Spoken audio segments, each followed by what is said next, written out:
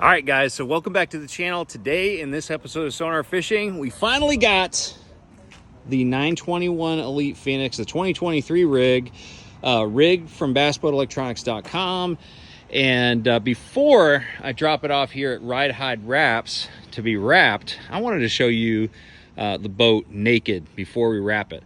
But yeah, so I want to do a pretty detailed walkthrough of this boat. I'm really excited about this boat because I think it's the best, most cohesive electronic system I've got. There's some little tweaks that we've done here and there that I think are going to, amount to kind of a big deal throughout the year and all of that. So I'm really excited about this boat. It looks very similar to the boat that we had last year. Same exact paint scheme, which, I call these boats Bluebird, so this is Bluebird number 3.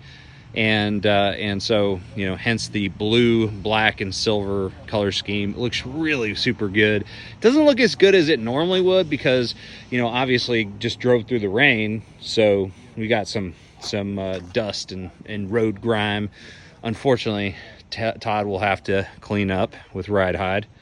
But yeah, this is a good color scheme. Not only, as most pros do, I buy and sell a boat every single year. So I'm not only picking a color scheme for myself, but I'm picking it for, the next buyer, which, by the way, if you guys are interested in this boat at the end of the year, I do sell it. And last year, I actually had a co-angler buddy that I fished with at Dale Hollow, and he ended up buying my boat from me. And so, we settled on a price at the beginning of the season, and at the end of the year, he got the boat. So, and he have it rigged out exactly how he wanted.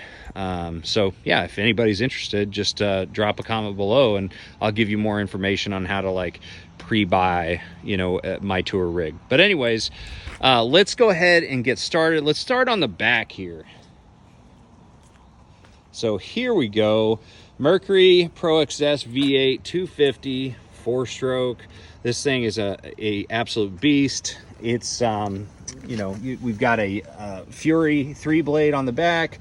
23 pitch is generally what's coming with these engines nowadays. I also have a couple more different sized Fury props and also some Tempest Plus that I try. I've got a 24 pitch in the Bilge right now in the spare prop holder, and that's actually a really good one too, as well as 23 pitch or 24 pitch, a 4-blade. Those seem to be the props that do the best on this engine and this hull all together. So really excited to put the first 2 hours of break-in on this engine next week once we get it back from being wrapped. That is kind of sitting on a DD26 motor mount. Best motor mount I've found for the Mercury V8 4-stroke. So got that on there, and then realized afterwards that even though I love blue and it looks really good with the boat, I don't have any blue on the wrap at all. So that's going to be a little out of place, but we don't need to be super matchy like all the other bass pros are. But we have also got a Atlas jack plate here. I've run that for the last, 4 or 5 years, something like that. Great jack plate. Never had any issues with it. And the one thing that I really love about Phoenix is, you see that right there? Usually when you get your boat, you've only got one of these bolts on the top, okay? But Phoenix has 2 bolts. They rig 2 boats because they know bolts. They know that we're going to be running these in big water, and that's kind of a big deal. So they've got 2 on the top on either side, and then they've also got 2 that the jack plate connects to the transom with. So to me, it's the little details like that I really appreciate with Phoenix. And it already rides really smooth, but it's always nice to have that extra insurance. Of course, we got the power pole blades back here, 8-footers. Those are the sizes that I like. I've tried 10-footers before. Didn't like them as much for the type of fishing I do, and also because of the added leverage. But I mean, they're still awesome, so if you need a little bit of extra depth, the 10-footers are great.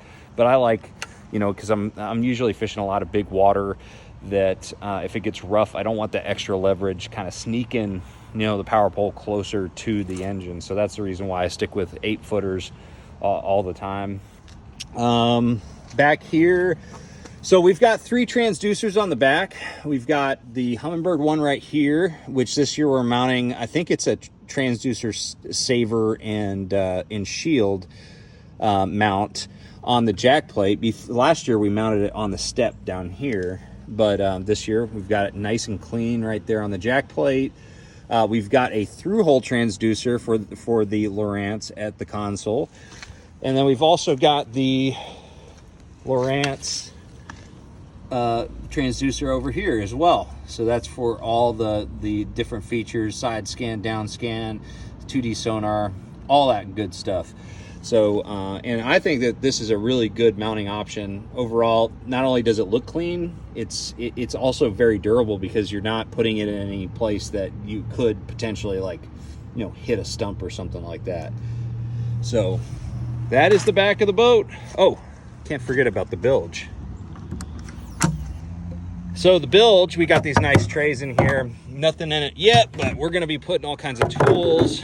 I usually carry like my spare prop, you know, hub kits, not the spare prop, but the hub kit, you know, the tools that I need to be able to replace a spare prop, and then also like the straps and stuff in that one. But as you can see, we're pretty tightly packed in the bilge here. Got the power pole pumps, and we've got enough room for not only a 5 battery system, but the spare prop, which is really super important. That was one thing last year when Jason at bassboatelectronics.com was putting this together. I said, let's try our hardest to get all 5 batteries in here and the spare prop, because having a spare prop is a big deal, and there's no other place on this boat that really makes sense for it, to where, you know, it's not rattling around. So we were able to keep the factory spare prop, you know, mounting system there. But we've got 2 big AGM batteries for the house battery system, and so that they're in parallel. So that runs the, you know, cranking system for the outboard and also all the electronics. You need a lot of power for all those things. And then we've got the Battleborn batteries over there for the trolling motor system. Best batteries I've ever had for trolling motors. Never had a single issue with the batteries themselves. Got the charge system over there. Keeps those topped off at all times. It's great charging and management system. Got a trolling motor breaker right there. Got the main power switch under there. What else? What else we got in here? So in case you're wondering how we fit all these different batteries in here, so we've got the 2 AGMs on their own little battery trays from Bass Boat Technologies. It's nice aluminum ones that you can use these ratchet straps on, which is, to me, a big deal. I don't want anything rattling around, and plastic just does not do it throughout the year. And we've got a triple battery tray over there holding all the Battleborn batteries. So that's kind of how we set it up.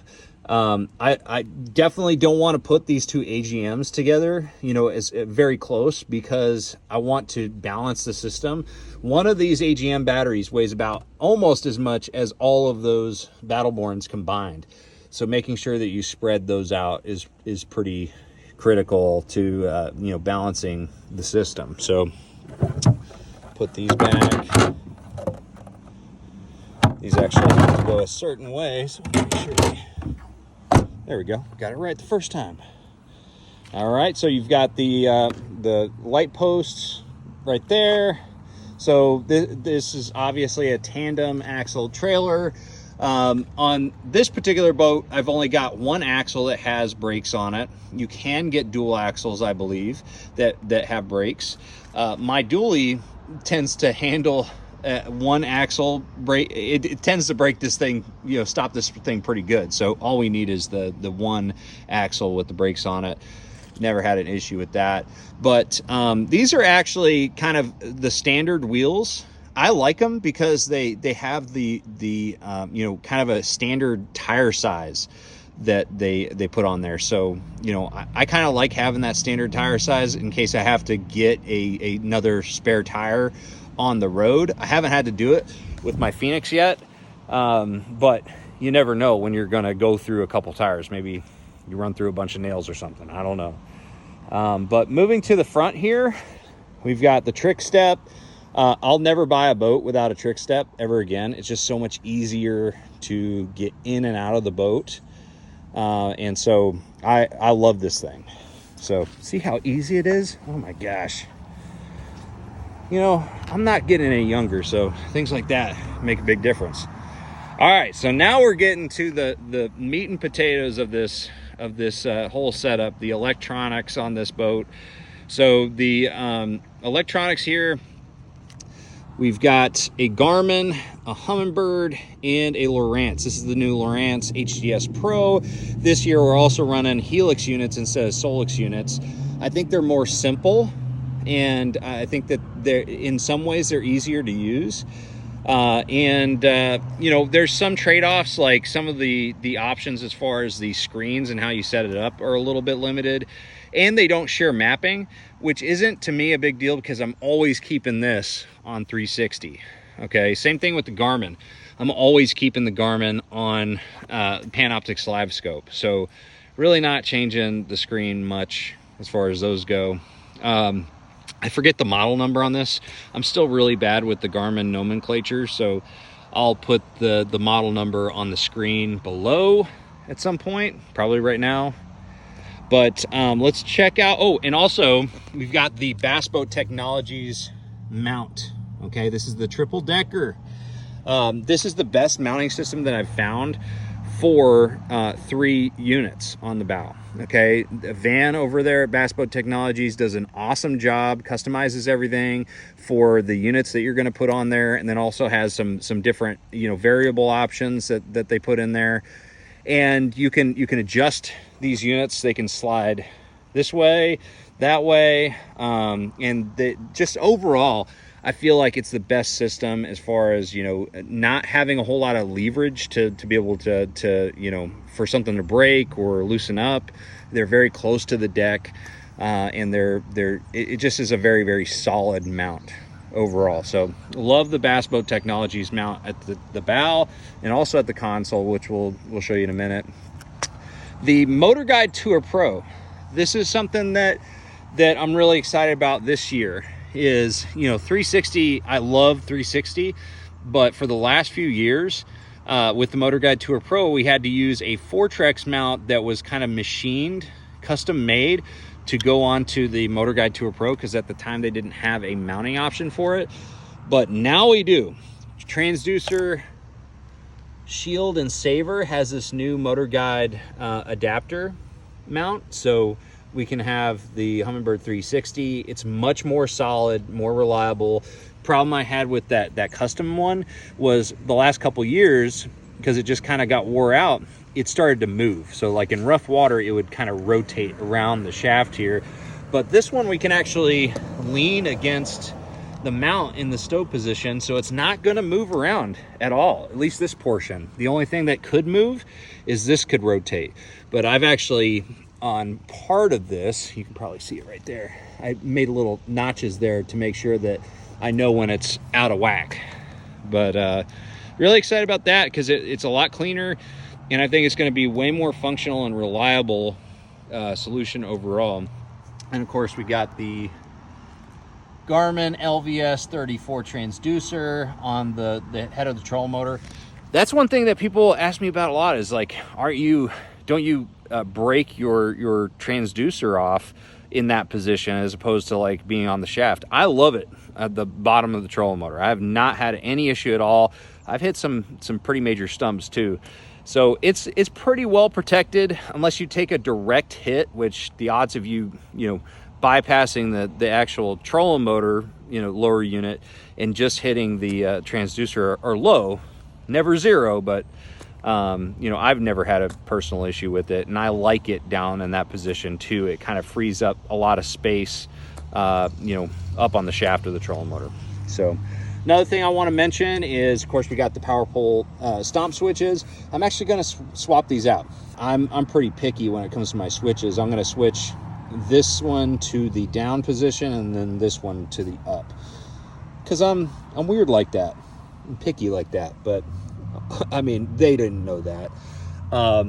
Another thing that we did up here that's custom is we added this, when I say we, they at Bass Boat Electronics added this this plug, which is something that I asked them to do last year, and it worked out really good. And the reason for that is that Phoenix actually does something really cool. They hardwire the trolling motor wires into the, below the panel and stuff, which for normal usage is great. But for, fishing, big water tournaments when you're guaranteed something's probably going to go wrong throughout the year, you want to be able to swap things out without having to take everything apart. So I like to put a plug right there. So if I had to work on the trolling motor during the tournament, all I have to do is just unplug it there, as opposed to getting into the compartment there or underneath the panel there. So that's just a little custom thing that I prefer, but it's totally not necessary in reality, because I haven't ever had any issues with the trolling motor as far as being hardwired. So it's a really good feature that they have. It's just when you're fishing the tournament trail, you want to have options for being able to work on stuff yourself on the fly. So anyways, just figured I'd explain that.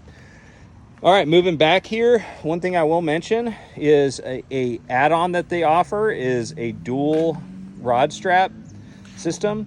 So instead of just having one, you've got two. Really like that from last year, so I kept that option. Another option that I kept for this year's boat is usually these latches, you lift them up, turn them, and then lift to open up the compartment.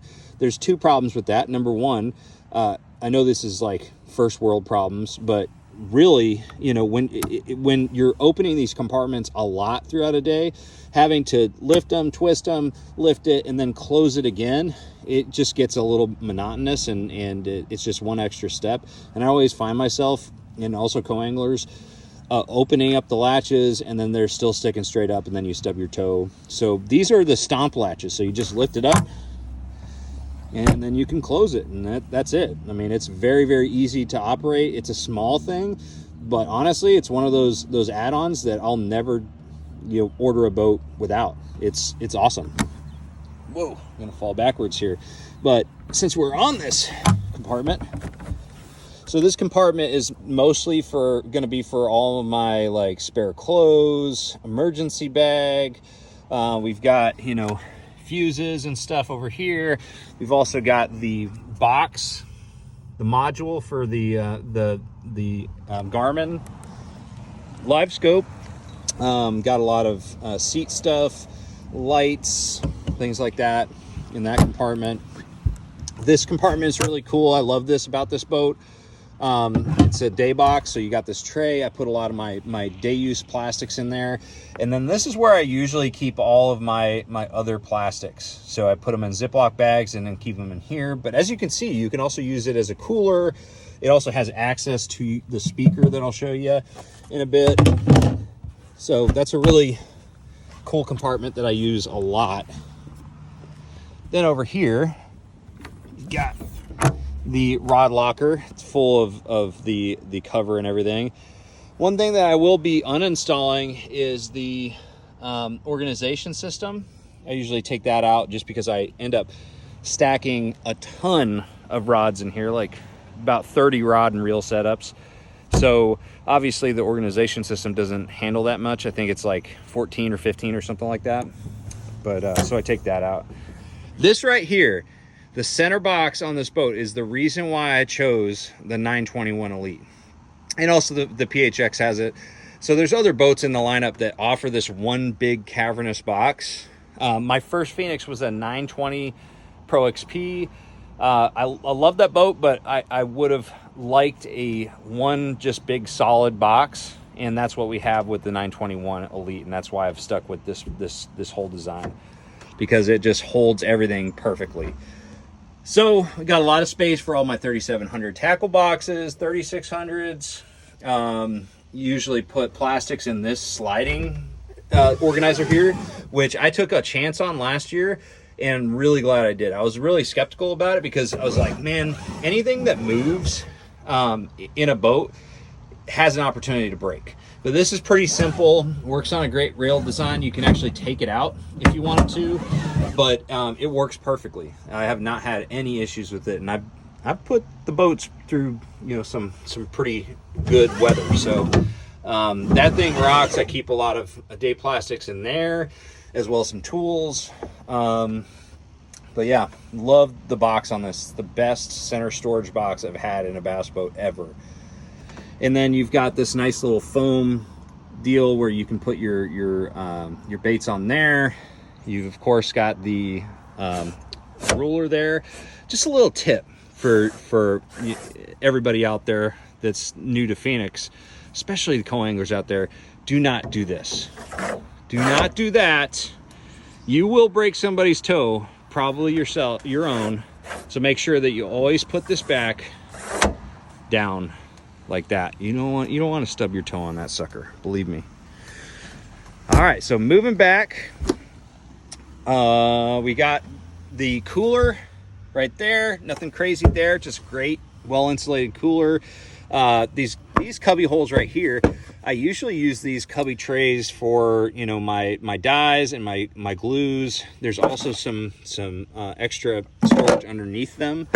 You've got the tool storage right there. I end up adding another tool storage solution right here. I bought a Rapala rack last year that I installed that worked really well for some of my bigger tools that just don't fit underneath that in the, you know, the already installed toolbox. So here you've got the co-angler rod box is what they call it, but I use it as my toolbox because I can access everything from the side of the boat. And so this will be full of tools, emergency equipment, spare parts, all that kind of stuff. Got a speaker here for the fusion system. So speaker right there, speaker underneath behind the hot foot. And then here we go. We got the console. So the console here, again, we've got a Bass Boat Technologies mount. This mount is specially designed to be used with the dual shroud from Phoenix. So it's custom designed for it. It fits perfectly, very seamless and super solid. There's no movement at all with that. And so we've got the Helix 12 and of course the new HDS 12 Pro on the console. And we'll have our Navionics maps in there as well. Yeah, just a good console area. Got SmartCraft gauge, got the Atlas jack plate deal there, but I usually use the blinker trim. So this one's for the jack plate, that one's for the actual motor trim. You got all the switches. One thing I love about Phoenix is they haven't gone to digital panels. I think that's so important. Again, I like to work on my stuff, and if I have something on this boat, I want to be able to work on it. And having those switches there, very simple to replace if something goes wrong. I don't expect things to go wrong, but inevitably they do. And having something that isn't digital that you have to replace the entire thing, to me, is a big deal for reliability purposes and be able to work on the boat on the fly. Outside of that, one cool thing that we added this year, which I didn't even ask for, to be honest, but I'm stoked it's here, is the heated seats. So I'm excited to see how that works. So the seats are already really comfortable, but now we've got a heated seat there, so keep my bum warm. All right, so back here, got a cool little storage compartment here. Looks like we've got like some replaceable plates for the speakers. Fire extinguisher, that sort of thing. I'll be moving all this stuff around. Again, I haven't even been on the water yet with this boat. All right, so now the back deck. That's where the 0.1 GPS puck is, if anybody wants to know. Back compartments here, the thing I really love about these is the number one, they do have the lift assist, you know, lids, pistons there, but they're all glassed in, they're finished nice, got gel coat, and they're just really good boxes, got great drain in there, so they're really nice. Same thing on that side. Livewells are awesome. I mean, nothing crazy there. You can see this very thick insulated lid, super important. And so I don't think I had any fish die last year, so I'm pretty sure they always stay pretty lively. You know, these are great live well systems in this boat. But man, I think that's it. This is the 2023 Office. I'm really excited about it. Again, we've got to have one last thing to do as far as before we hit the water. Got to wrap this boat, get that all done. My buddy Todd over there, hanging out watching videos on his tailgate. He's the one going to do that. Wave to everybody. He's very photogenic. But he's going to take care of it, clean it up. It's going to be real nice. We're going to have about the same wrap as we always have on this boat, but we stick with it because it's simple, it's bold, it looks good, and it gives, you know, it gives all the logos the visibility they deserve on there. So, oh, last thing, forgot, we got sea deck. That's something we had last year. This is a little bit darker sea deck than last year, so I think I like that a little bit better. So that's an upgrade too. But anyways, guys, thanks for going on the walkthrough of my 2023 Phoenix 921 Elite. Let me know what you think about the boat in the description below, or the comment section below. And is there anything that you would do to this boat that's different than what I've done and bassboatelectronics.com has done to rig this thing? I want to hear your comments below. Thank you guys for watching. Make sure you like, share, subscribe. I'm going to see you out on the water when this thing's wrapped.